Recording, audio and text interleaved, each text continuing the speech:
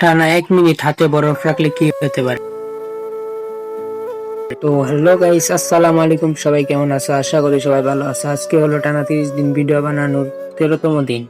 তো আজকে আমি এই হাতে টানা 1 মিনিট বরফ রাখবো। তো শুরু করা যাক।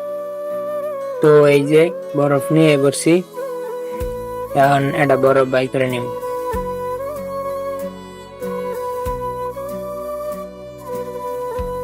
তো এক টুকরা নিছি, তো এখন এটাই হাতের ভিতরে রেখে দিব। তো হাতের ভিতরে রেখে দিছি, টাইমার অন করে দিলাম।